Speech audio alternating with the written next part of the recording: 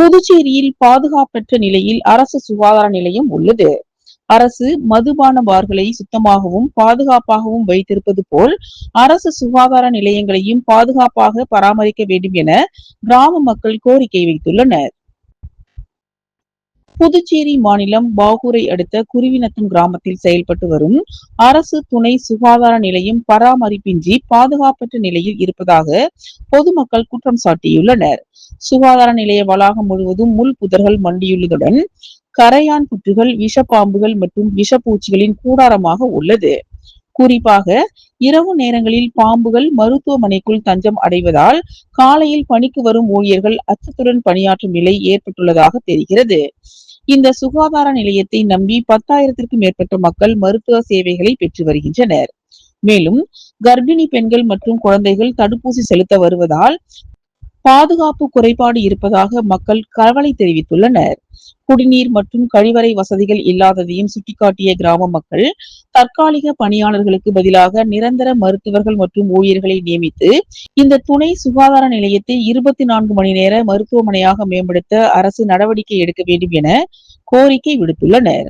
புதுச்சேரி அரசு மதுபான கடைகளுக்கு அளிக்கும் பாதுகாப்பு பராமரிப்பை ஏன் ஆரம்ப சுகாதார நிலையங்களுக்கு காட்டுவதில்லை என்றும் ஆரம்ப சுகாதார நிலையங்களுக்கு வரும் மக்களுக்கு பாதுகாப்பு வேண்டும் என கிராம மக்கள் அரசுக்கு கோரிக்கை வைக்கின்றனர்.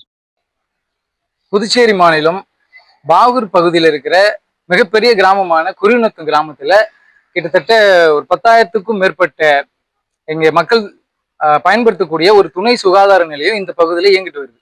ஆனா இது தொடங்கப்பட்ட நாளிலிருந்து இது வரைக்கும் இதை சுத்தம் செய்யாம மிக மோசமான நிலையில புதர் மண்டி போய் செடிகள் கொடிகள் நிறைய புத்து உருவாகி பாம்பு எந்நேரமும் இந்த மருத்துவமனைக்குள்ள வந்து போய் ஒரு பாதுகாப்பு இல்லாத, இங்க இருக்கிற ஊழியர்களுக்கும் பாதுகாப்பு இல்லாத சூழல், இங்க வர நோயாளிகளுக்கும் பொதுமக்களுக்குமே பாதுகாப்பு இல்லை. அது மட்டும் இல்ல, குடிநீர் வசதியே கிடையாது, கழிவறை வசதி கிடையாது, இங்க வர மக்களுக்கு குடிநீர் வசதி இல்லை, இங்க இருக்கிற ஊழியர்களும் கிடையாது. இப்ப இப்படியான சூழல்ல இந்த துணை சுகாதார நிலையம் இயங்கிட்டு இருக்கு.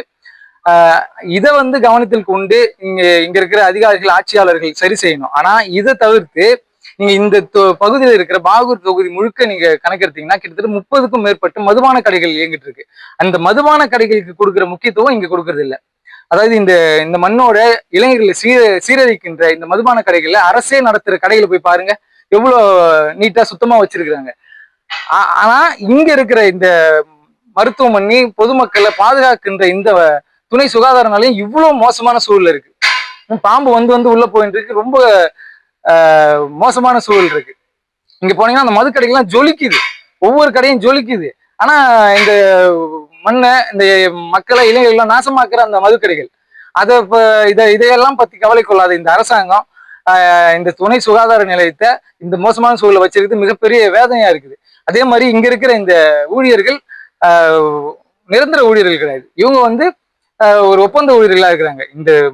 இந்த துணை சுகாதார நிலையத்தை சரிப்படுத்தி, தூய்மைப்படுத்தி, சுத்தப்படுத்தி இதை இதுக்குன்னு தனியா ரெகுலரா ஸ்டாஃப் போட்டு முழு நேரமா இதை இயங்க வைக்கணும் அப்படிங்கிறதா இந்த மக்களுடைய கோரிக்கையா இருக்கு.